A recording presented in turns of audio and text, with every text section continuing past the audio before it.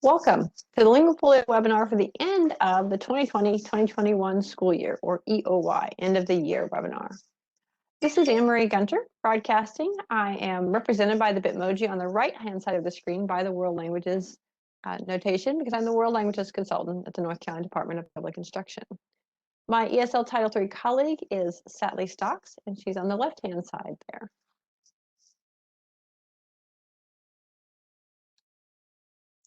Today's agenda, as you can see, is fairly full. We're going to start with some welcome and logistics so everyone knows how to use their control panel effectively.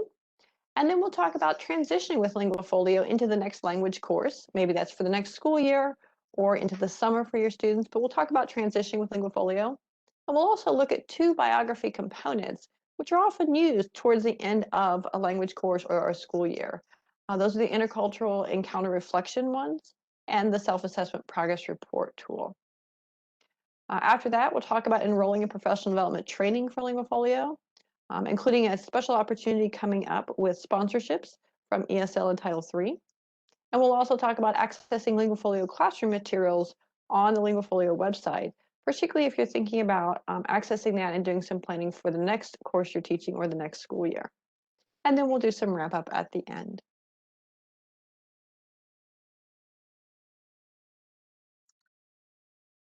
As I said, this is your LinguaFolio team behind the scenes, always working for you. I'm on the right, and my ESL Title III colleague is on the left. She can't be with us for this broadcast, but we'll let her know how things went at the end.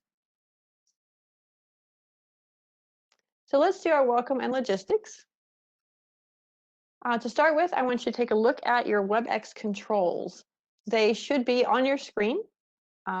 Depending on how you logged in, whether you're on an app or a different type of browser or a smart device, you will see that probably on the right-hand side of your screen or displayed full on.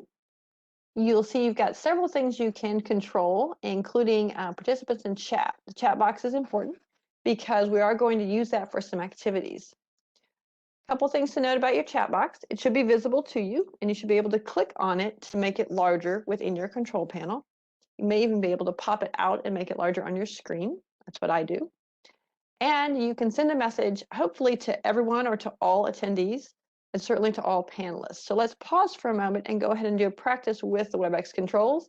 Go ahead and put a greeting in. Maybe tell us what your favorite thing about today was as a Thursday in the week. Just type it into the chat box so we can make sure that that's working.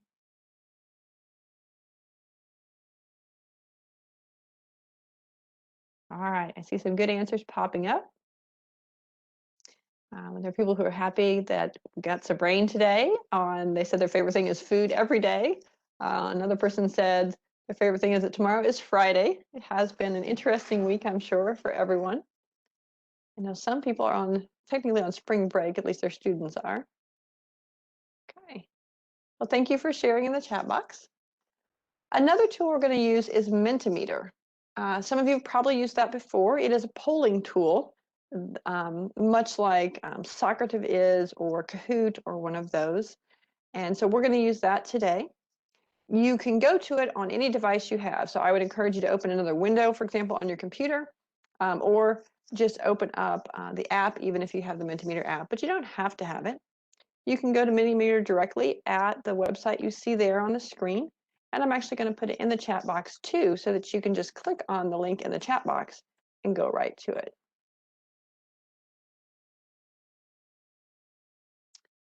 We are going to use this, as I said, just a couple times during our broadcast today, and there'll be a special code you put in to answer the question we have for that slide. So let's take a look at our first question.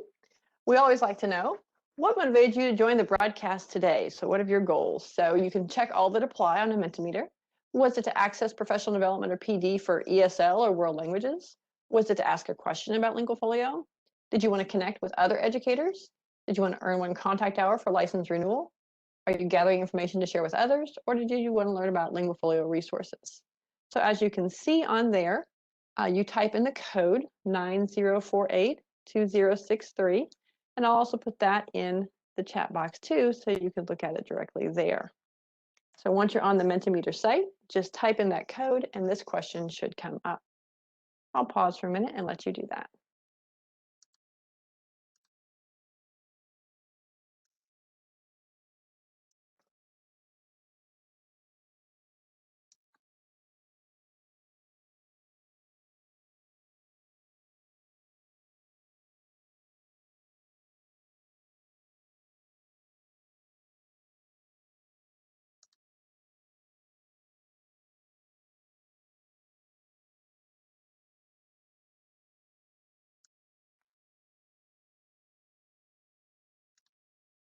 As you can see, answers are coming in. And right now, this is how we're settling out. Mentimeter's nice this way because it gives you an automatically refreshable screen to show your learners, your students, for example, if you use it in the classroom. And so I'll let you go ahead and finish putting in your replies, and then we'll talk about those.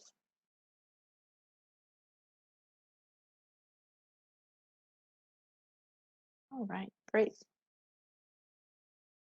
Well, it looks like most of you are here, 24% on each of these, to earn a contact hour for license renewal and gather information to share with others. And that's always good to hear. For your license renewal, once our broadcast is done, we'll send the attendance report in, and you should get an email with an attached certificate for your participation today. Also, for gathering information to share with others, we will post all the materials from this broadcast, including the slides and any links that are relevant, approximately 1 week from today, but we may get it done earlier. And that'll be on the LinguaFolio webinar page. And so you can download that information and share it as you need to with others. You can just repurpose the slides. You don't have to recreate them because they'll all be posted for your use. Also, it looks like a lot of you are here to connect with other educators, which is always a great thing to do, especially since many of us are working teleworking and also doing concurrent teaching and things. And some of you said you wanted to access PD specifically for world languages or for ESL. And this is very specific to our language learning environments.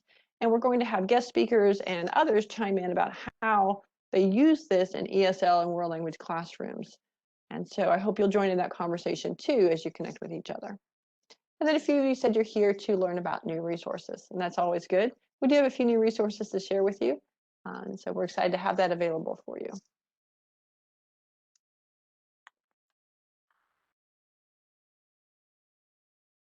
All right. So let's go ahead and go on. Our main topic, as I said, is in fact transitioning with LinguaFolio into the next language course. And this is always an important thing to think about because as we know, LinguaFolio belongs to the student.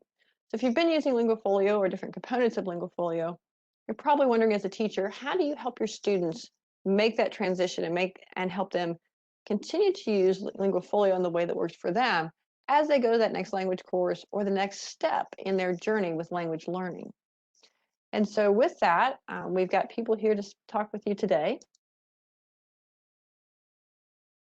Specifically, we have two, as it turns out, Japanese teachers. Japanese is one of 18 languages taught in North Carolina. And so you might guess it's a less commonly taught language, but we have a small but mighty cadre of Japanese teachers, two of whom love to share about LinguaFolio and their use of it. We have Sarah Booten on the left. She's actually a Japanese teacher with NC Virtual, as well as a conversation coach and an instructional leader with that group. So she works online quite a bit. I don't see her on the line yet, so she may be having a few tech difficulties. But our other guest speaker today is Crystal Molina. She's also a Japanese teacher, but in a face-to-face classroom in Wake County, the Wake County Public School System, as well as an assistant athletic director at her school. So I'll pause here and let Crystal tell you a little bit more about her background with LinguaFolio and how she works with students towards the end of a year or the end of a class to transition. Crystal? Hi, I've been teaching Japanese within the school, I guess, in a face-to-face environment. I think this is my 18th year. I've been working solely at 2 different schools for those 18 years. LinguaFolio for me began in the paper version where we had large notebooks and 50 million copies and pieces of paper in a notebook, and it slowly transitioned to online portfolio. Then it went to the Oregon portfolio. I've been using it with them, and then where Ms. Gunter was able to upload all the documents online, and now I use it in the form of a portfolio in the student's Google Drive. So in reference to transitioning to the next language course, I typically try to start using LinguaFolio in level 1 with the students, to where each level, I'm a singleton teacher, so each level that they roll to, we continue to use the LinguaFolio. However, my school is on a semester basis, so I also have students that take 4 years of Japanese, or I guess 4 levels of Japanese, but they also have the opportunity to take 4 levels of French or Spanish or Chinese. So I strongly promote them to use it in reference to once they finish their levels, if they go on to higher education, college level, that they can also take their LinguaFolio, their portfolio, and be evaluated and demonstrate their capabilities and their skills. Guess we'll be talking a little bit more in depth about the intercultural encounter reflection and the self-assessment. The self-assessment is, to me, essential for, it's kind of like a checklist for them to know where they're at, and also for them to know what they need to strive to complete. So that is definitely a key proponent or aspect that I definitely use in transitioning for the next year. Also, it's very important that planning-wise, the LinguaFolio also assists and is a tremendous help and guidance in reference to planning what the students need for the next levels and so on. Thank you.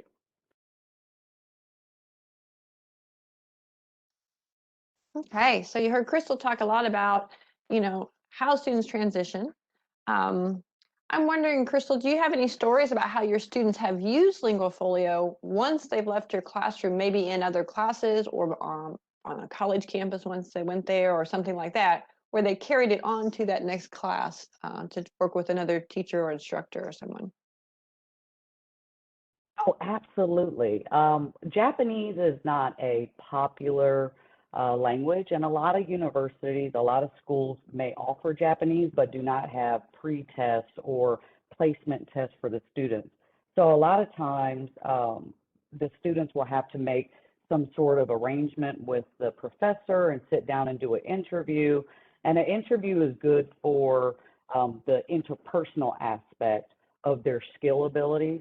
But reading, writing, so this way they don't have to recreate the wheel. They can share their LinguaFolios with their professors, and the professors usually will go through them and actually place them in the levels that they think would be adequate according to their LinguaFolio. So I strongly support the LinguaFolio because we are such a, I guess, I wouldn't say unpopular language, but there's not a whole lot of placement tests and so on. And typically within college departments, there may be 1 professor or 2 professors that teach Japanese versus a big variety. So to make it a little easier, they can share in advance, this is my LinguaFolio. They can see their speaking, the presentational aspect, the interpersonal aspect with videos, and already kind of have an idea. And that way my students, I'm sorry, I accidentally muted myself. In the past, have actually taken this and sat down before professors, and the professors evaluated them through this portfolio. So that's why I continue to use it, and that's why I strongly advocate it, because it definitely benefits the students in adequate placement at the higher level. Does that answer your question, Dr. Gunter? Yes, definitely. Because I know some of your students have actually even been able to get college credit as well as placement in higher courses because they had their LinguaFolio and could show their learning in Japanese. Absolutely. A lot of the schools will actually give them credit. So if they get placed into a 3rd level Japanese class or a 3rd level at the higher education level, then they receive the credits for the classes that they didn't take. So that it's really, really important, and I emphasize that to the students that really want to pursue it or go further in higher education, that this is an easy way to save money, not take the courses, but receive the credit. and a lot of them to encourage maybe minoring in it because they've already achieved so much and able to get credits to work towards a minor degree.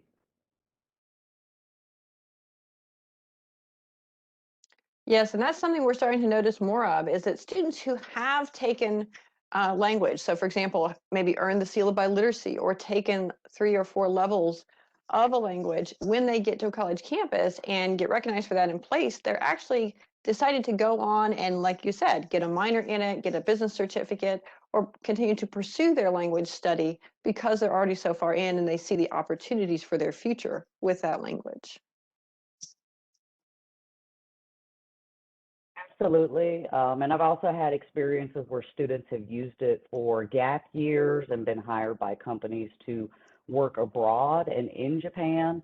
I've had 2 students that were able to do that, and they use their LinguaFolio to share with the companies what their abilities were and what they were capable of doing.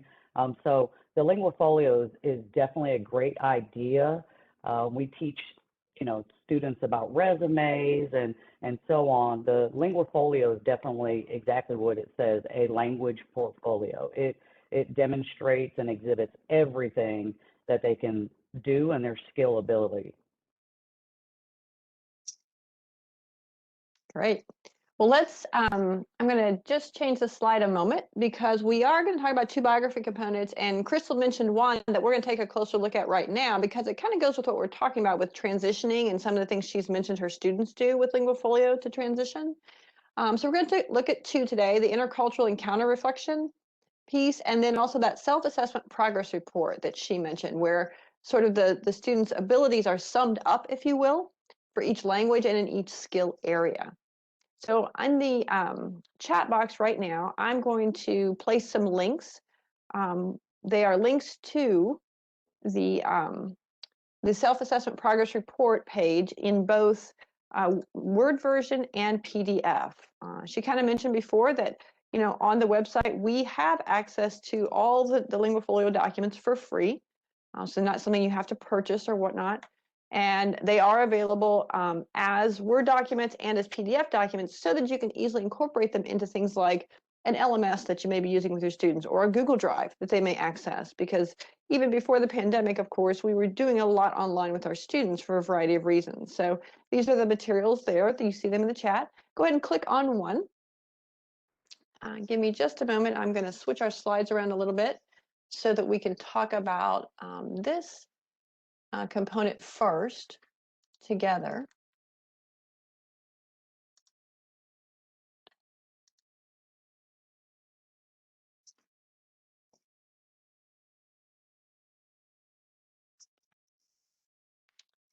In just a second, just having a few technical issues here.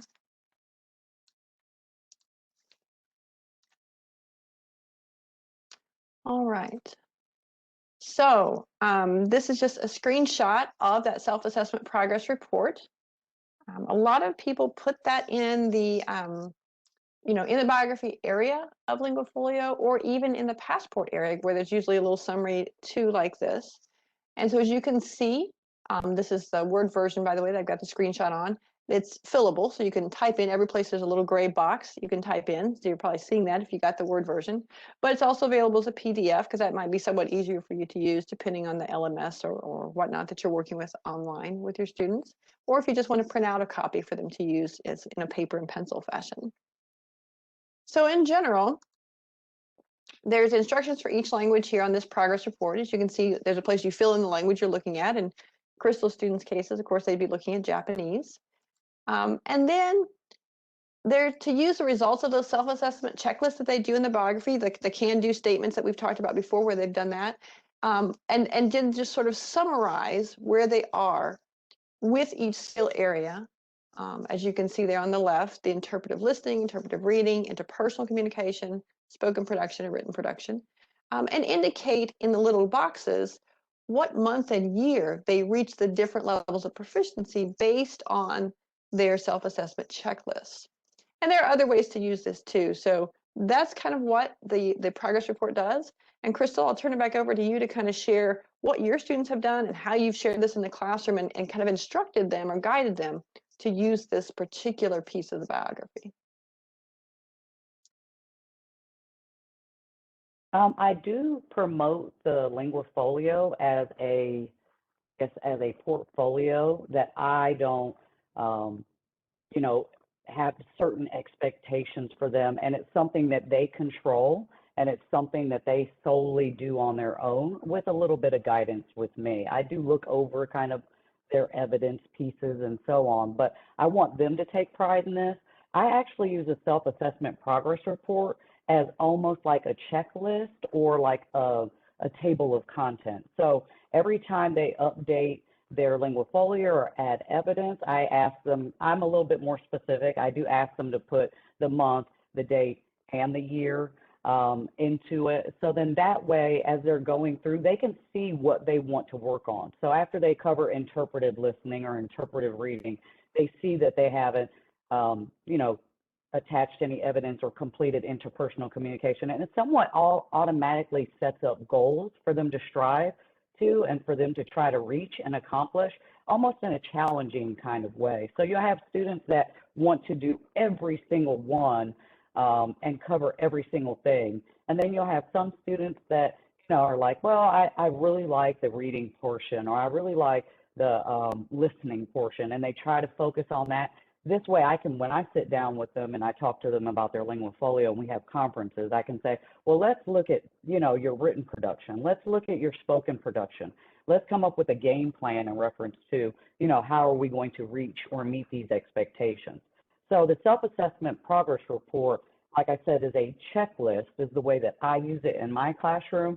And when they're at the end of the semester, end of the level, it's really easy to kind of look at, what they've accomplished, that they've met the exit proficiency levels, and so on. So the self-assessment progress report is a great tracking system and a way for them to organize their accomplishments and kind of identify their future goals and things that they want to pursue.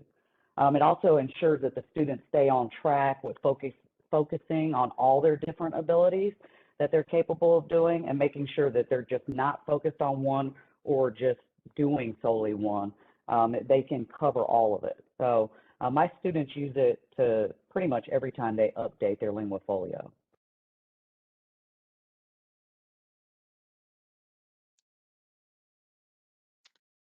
One thing that we do during these broadcasts is ask questions. So please go ahead and type your questions in the chat box for Crystal or about LinguaFolio in general. Crystal, you mentioned that you have conferences with students sometimes, or give them guidance in different ways.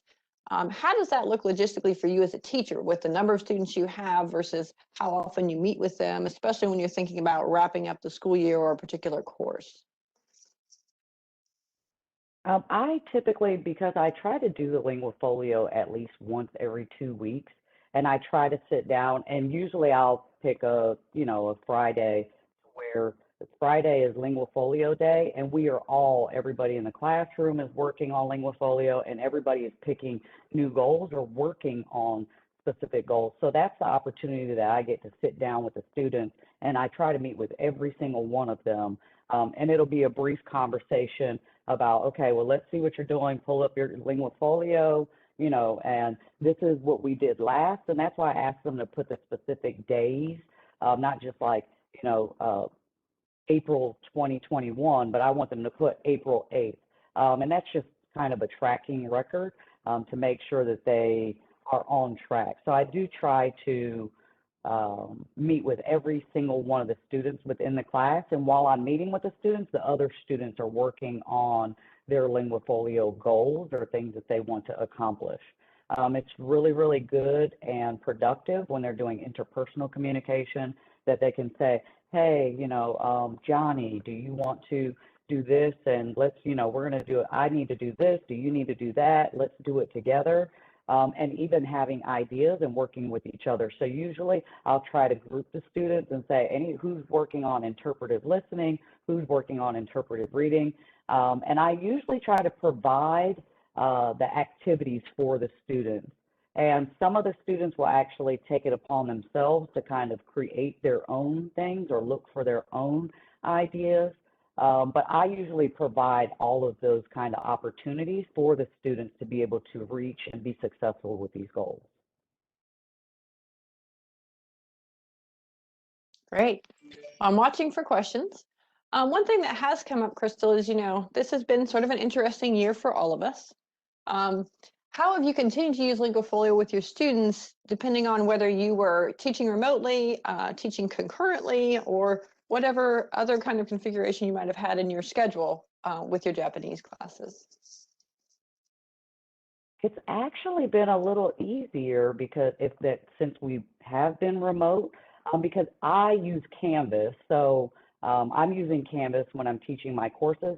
Typically, everything that they have is already digital and already on the computer, so it's really easy for them to be able to just kind of attach it to their portfolios. It's been actually, I feel it's been a lot easier to keep up with the students in reference to what they're doing. I have a Google Drive that has like all the students for this level and this period, and I have access to all their documents and so on. So I look at their evidence pieces, and I do that, but I do it on a participation level. I don't go in and say, well, I'm grading this, you did this, and you get a 85 on this assignment. It's that they did it and that they were able to meet the expectations. If they weren't, then those are the ones that I have a little longer conferences with, and I sit down and say, hey, I was looking at this evidence that you put into your LinguaFolio, and let's think and look at it from a different perspective, or what else can we do, or kind of give guidance in reference to maybe how we can change it or update it or work a little more to meet the expectations. So I guess the remote environment, the only thing I would say is the interpersonal communication has been a little bit more challenging, but using things like Flipgrid, chat, and messaging and so on is how we've been having to do a lot of the interpersonal until they came out with the breakout rooms. Now I use the breakout rooms solely, and the kids can go in and do interpersonal communications with each other within the breakout rooms. And actually, the intercultural encounter, when we do look at it, that not only serves as an intercultural encounter with a Japanese person or a native speaker or an event of some sort, but if you look at the reflection also is a lot of questions that the students can use for interpersonal self-assessment, for them to use on themselves in reference to, how your conversations are going. I hope I answered that question. Oh yeah, definitely. And before we go over to the intercultural encounter piece, we do have one question sort of overall. And that person said, what do you compare LinguaFolio to? Is it a program, a resource, or whatever that diagnoses, instructs, and assesses? And I guess the first definition is LinguaFolio is a formative assessment tool. As a formative assessment tool, it informs our instruction and helps students set goals. And it also is a collection piece, like you said, a language portfolio. So it does belong to the student. But Crystal, how would you answer that? Is LinguaFolio a program or a resource that diagnoses, instructs, and assesses? How would you respond to that? I would 100% say that LinguaFolio is a beneficial resource. It is a helpful resource, not only for the students, but for teachers. It gives you our objective standards. You kind of have to, do the crosswalk and kind of figure out and really get knee deep into standards and objectives. The LinguaFolio gives you very easy, simple things. My kids in level 1, within the first week, they can do the written production because the first thing says that they can write their name, in Japanese, of course. So they get excited because they're like, I know how to write my name. I can already do that. And that's excitement for them that they've already accomplished. So I do look at it as a resource. I also look at it as a encouraging way for the students to kind of want to do things on their own and entice them to do things on their own. I also think that it can diagnose as well. I guess, is it Henry, Carmichael Henry, that asked the question? I look at it as it can diagnose, it can help instruct, it can help assess, it is a resource, and slash program, but I look at it more as a resource, I guess, perspective. I hope that answers your question. All right. Well, while we're thinking about that, I'm going to go ahead and roll on to the next biography component that we talked about. It is the intercultural encounter reflection. And one of the things to know about this, and I'll put the links, of course, to the Word and PDF version, is that it's there for you to fill in, but it's also there for you to adapt. And they actually give you a sample done by a student first to kind of show you how it can be done. So there's a sample done by a student who took a trip to Mexico, maybe a student who's learning Spanish, let's say.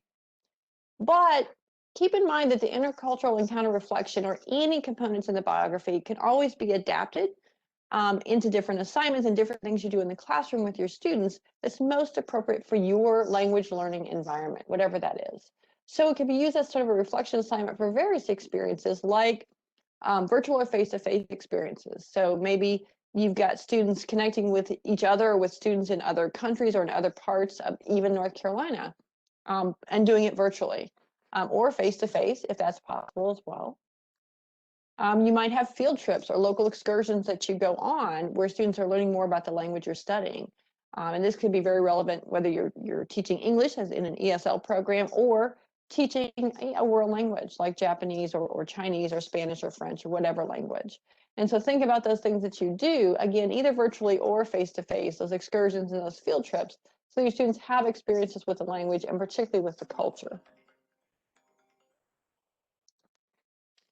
You also might have planned or even spontaneous encounters with local communities of the language the students are learning, groups of other language learners. So one of the things I know that's in our standards, both for English learners as well as world languages, is connecting with other groups of language learners of that same language. Maybe students who are a little bit older, a little more advanced in their language study, so that students can continue to learn and expand their horizons when it comes to how to use interpersonal skills, or how to interact with each other, and to be culturally appropriate or have those interculturality skills that we want to see them develop.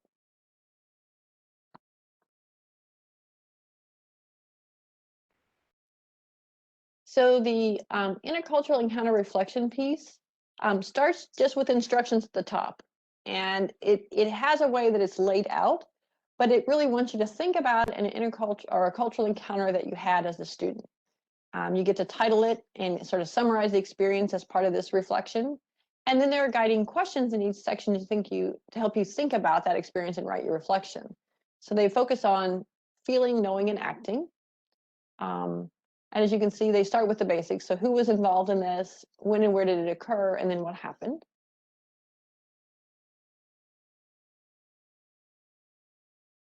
And then the first part, the how did you feel, you see that they have several different things, sort of like prompting questions or whatnot, to get students to start to write about their experience. And so they want you to describe your feelings and talk about whether you felt comfortable or uncomfortable, were you nervous or calm, that kind of thing. You can read the questions there on this screen. Many of us have been working hard on things like social emotional learning. And so in the right-hand corner, you see that this has a direct connection to our social emotional learning components that we try to bring into the classroom, and which we were bringing into the classroom before this year course, but have become probably more important as we connect with students and support them through this time of transition with the pandemic, and also all the new changes with, learning more online. But it's always important to remember that's a social emotional connection, or cell. So the how did you feel part is here.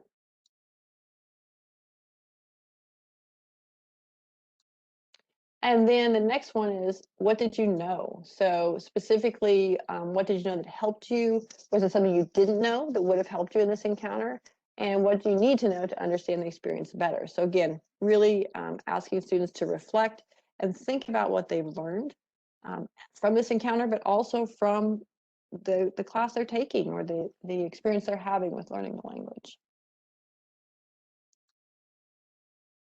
And then the last part is, how did you act and how would you act next time? So again, getting to think about, did your actions, were they appropriate for the situation? Would you change them? What can you do better? That kind of thing.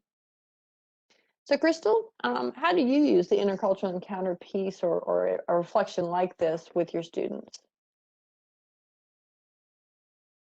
I emphasize everything that we do within a classroom and everything that we're teaching is for the students to be able to use the language. So the intercultural encounter reflection to me is a must.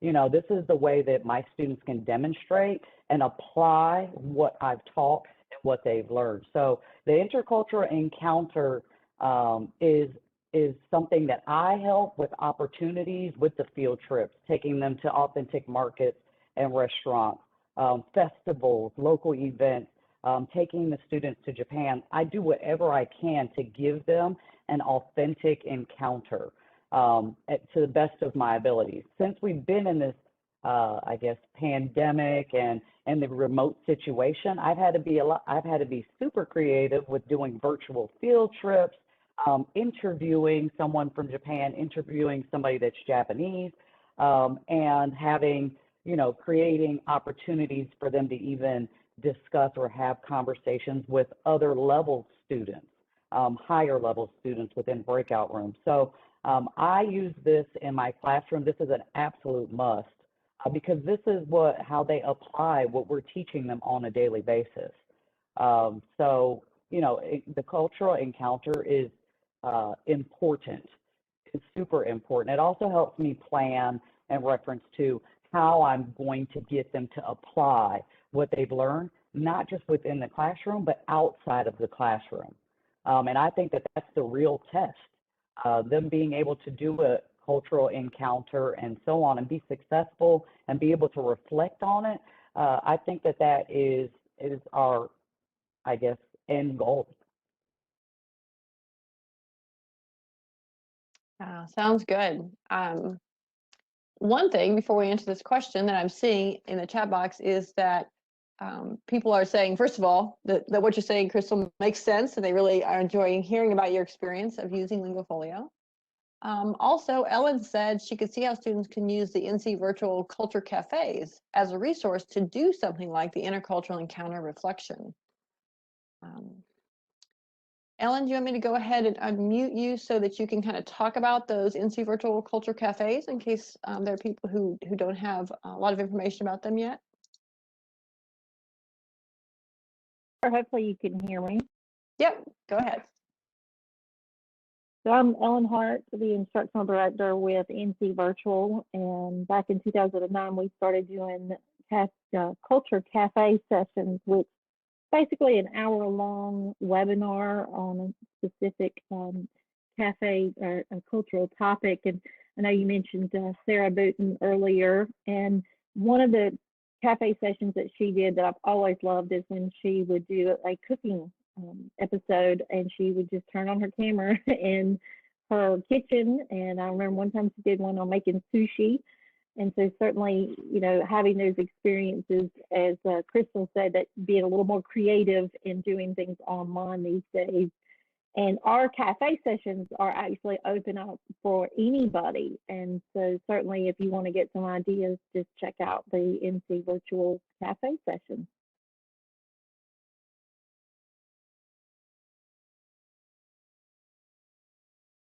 And coming up on the screen, you should see the webpage for the NC VPS Culture Cafe. I'll put that also in the chat box so that you've got it, because this is a good opportunity, and this is something that's open, available to everyone. I actually advertise it in our world language newsletters and updates about this. You can go right to that page. But there is a whole series. Anyone can join. And you see on the right here, the Culture Cafe calendar that's coming out. And there are some, in fact, on Japanese as well as Russian, Chinese, and Spanish coming up on different times. If anyone's had any experience with that, you're welcome to share that in the chat. Or Ellen, if you'd like to add anything more about the ones that are coming up, or what you do with these materials once you've had your broadcast. We actually do have some archives available if you're interested. We also, if you are new to this aspect of presenting materials online, we are more than welcome to partner with you and even provide our own platform that you can use that would be open to your students and our students as well. I have actually presented myself, and I did something as simple as taking some pictures from the trips that I took to China and Japan and Bogota, Colombia, and Germany, and asking the students to pick which pictures were possibly from which countries. And so then they had to look at the context clues for the pictures. So sometimes it can be something really, really simple that students can take to that next level of having that cultural experience. And as you can see, like she said, all of the past culture cafes are posted as resources, variety of languages and different things, and they've got many pages of those. So it's another opportunity, kind of like a virtual field trip or excursion you could do as a class even. But that's available as well. All right, I'm going to look again at any questions before we go on to our next Mentimeter question here.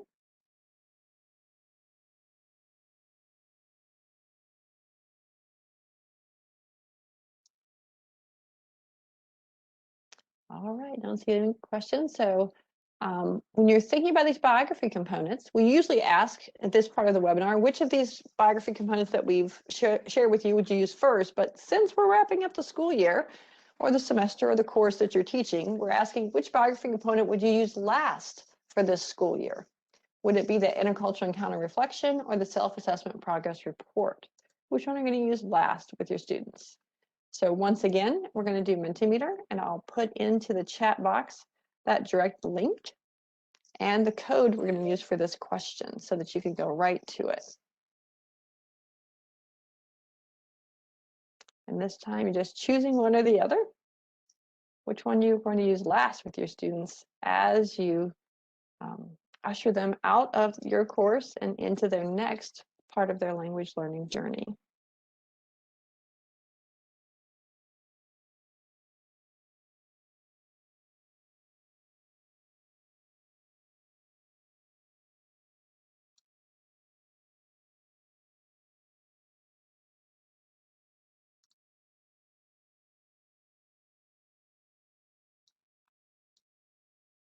All right. One's putting their answers in, so I'll put up on the screen what we're getting so far. Go ahead and put your answer in if you haven't done. It's almost a split here. We've got a slight edge with the self-assessment progress report over the intercultural encounter reflection. As you can hear, more answers are coming in. Very good.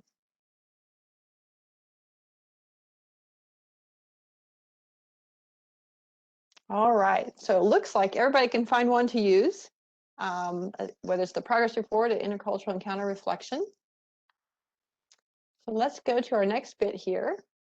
And so in the chat now, describe how you will use the biography component you picked. What are you going to do with your students? Are you going to do something like Crystal described, maybe where she's wrapping up the year with a progress report, or the intercultural encounter that she talked about, getting students to reflect on that, or even using the culture cafes to do that? Go ahead and type in the chat box what you're going to do, how you're going to use the biography component you chose.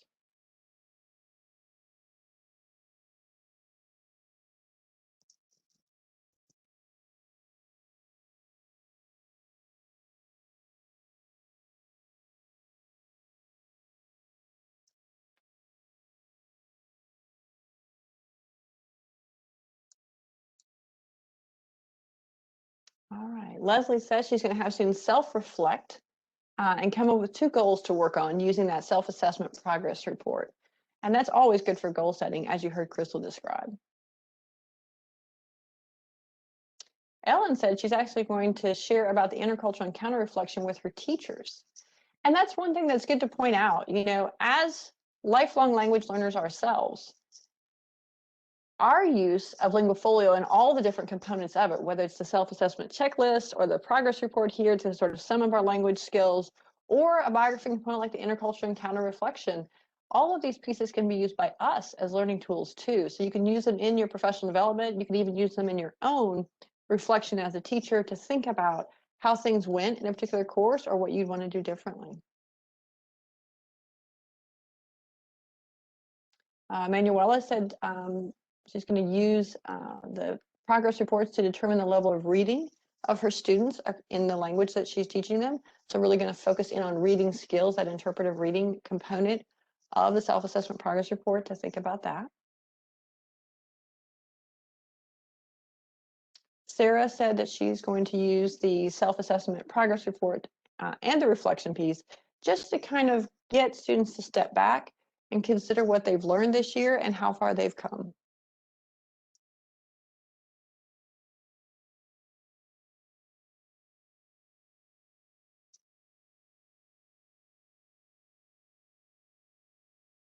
Waiting to see if there are any others who want to add before we move on.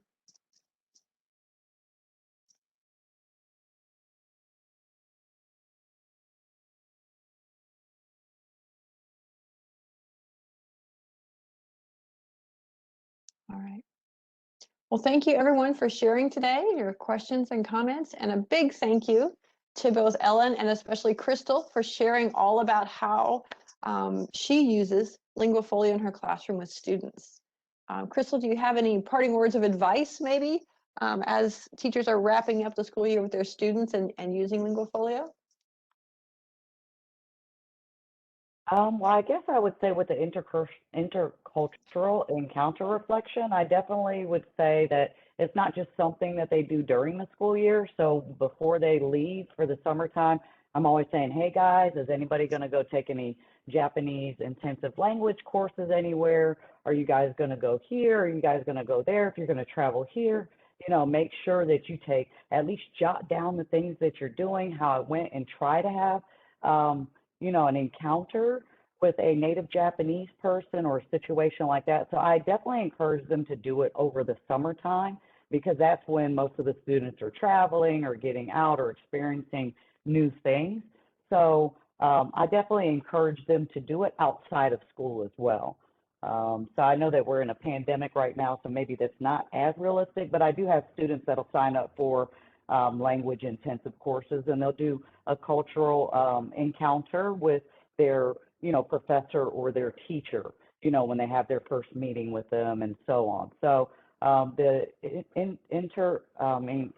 encounter and the reflection is not just something that, we have to stick to just for the school year. Yeah, and that's a really good point. As students continue on, they take their LinguaFolio with them, and you never know how they might be able to use it, but those are great examples to share with them so they can get started thinking about it.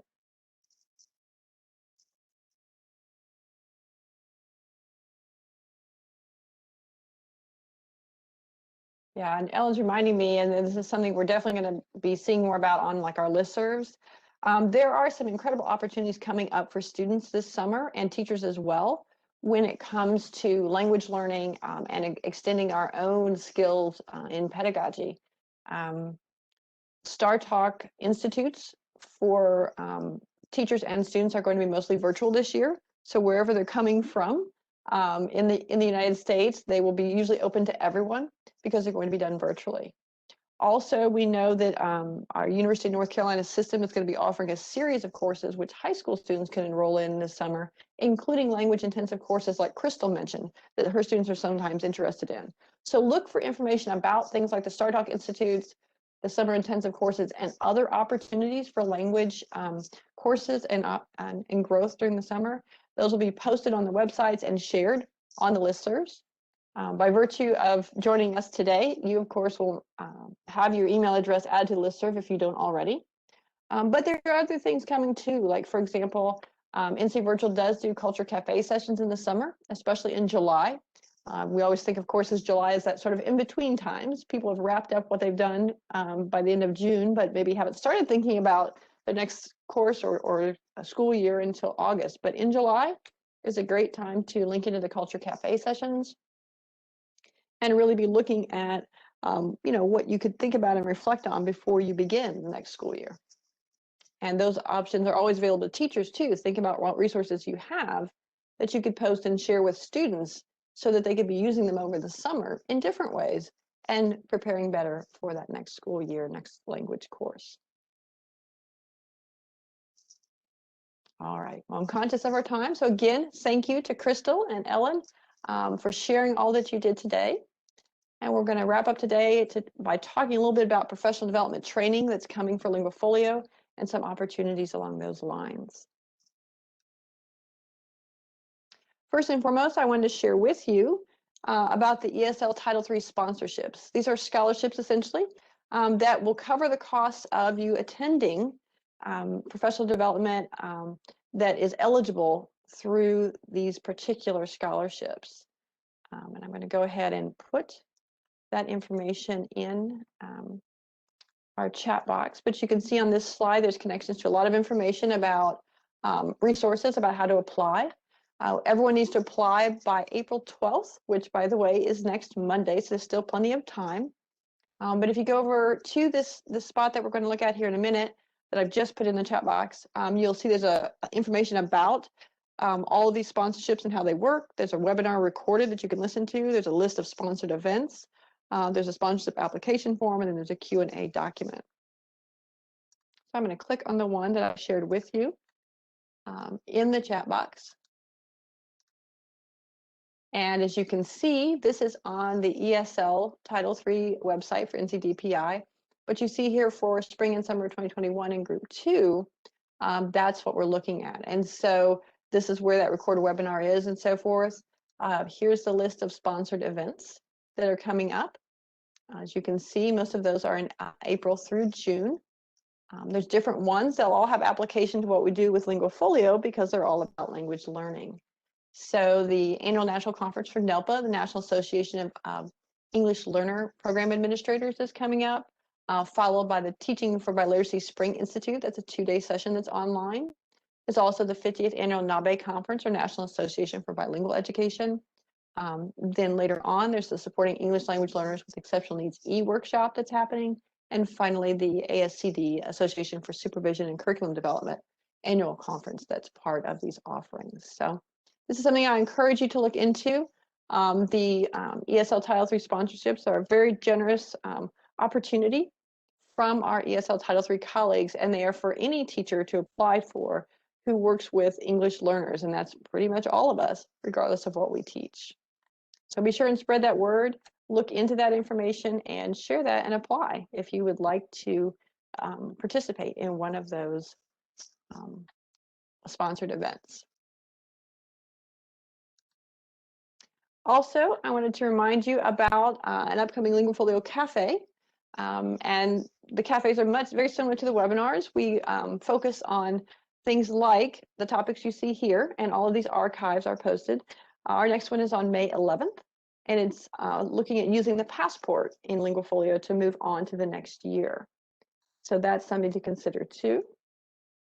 I'm going to put that link as well into the chat box in case you want to go right out to that page where we have the LinguaFolio cafes posted. As I said, we also have the archives. So if you want to listen in on what we discussed in October about implementing LinguaFolio, or in January on setting goals and choosing can-do statements, or in March on collecting evidence, you can always go and listen in on those. That might be something too that you want to put in as your own summer professional development in learning more about LinguaFolio, because all of that information is there for you to use. We also have a whole Canvas course that's available that does the Introduction to LinguaFolio training. It's been available since last July. And if you're a K-12 educator at NC Public Schools and access, for example, the home-based system, you can just go in there and enroll yourself in that. And when you complete the course, which is worth 1 CEU, you'll know all about LinguaFolio and implementing it in your classroom, but also your credit for renewal will go directly onto your transcript within home-base. Don't worry though, if you are a K-12 educator outside or K-20 educator outside of our North Carolina system, you can still access that. We have uploaded a copy of the Canvas course into the Canvas Commons. And so on the right, you see instructions that are on that webpage that's linked in the chat that tell you how to download your own copy of the course and set up in your own instance of Canvas.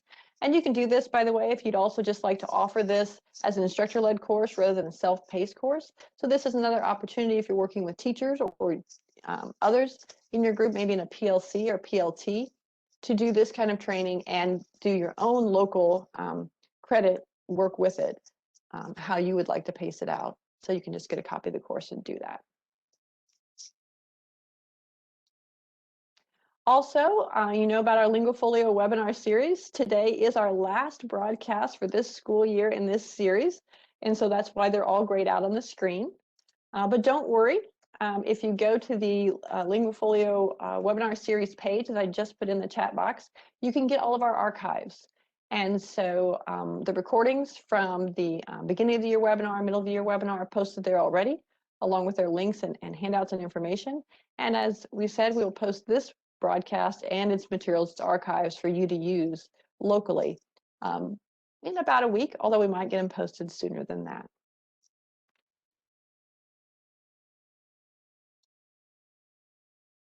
And finally, the last thing we're coming to today is accessing LinguaFolio classroom materials. Everything that you heard us talk about today or mention is available on the LinguaFolio Google site we have for the state.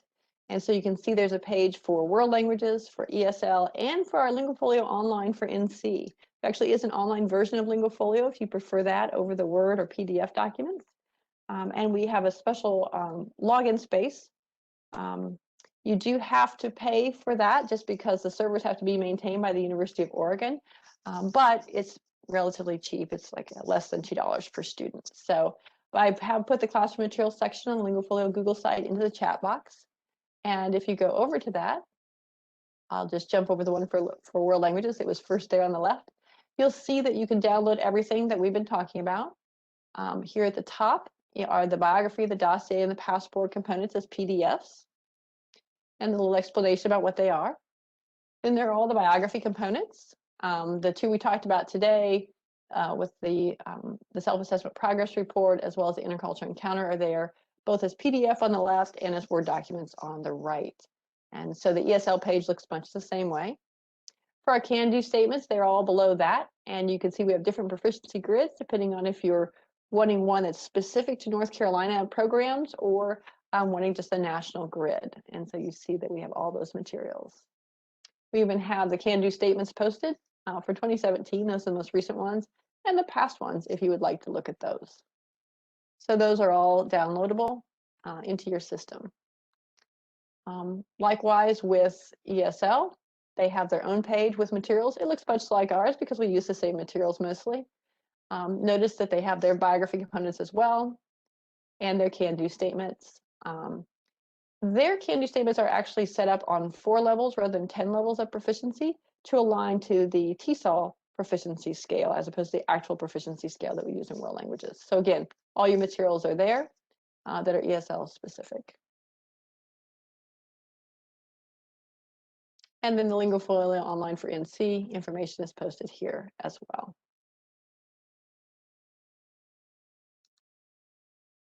So there's where the materials are. Like I said, you may want to look at those and start thinking about those over the summer as you wrap up courses as well for use next year. And that brings us to a wrap up. So I'm going to look for any final questions about our broadcast today or anything we've talked about with the LinguaFolio materials. As we're looking for questions to come in, I just want to remind everyone these archives will be available within the next week. There'll be a recording, the slides you see in 3 formats, and then our handouts and links. Also, don't forget, if you're looking for your renewal certificate, it will come via email as an attachment, probably in about 2 weeks from today. And always remember, with any professional development you do, your local education agency or district or charter school usually has to approve professional development offerings. Each district or charter school has a slightly different process, but be sure to check with people you need to on that.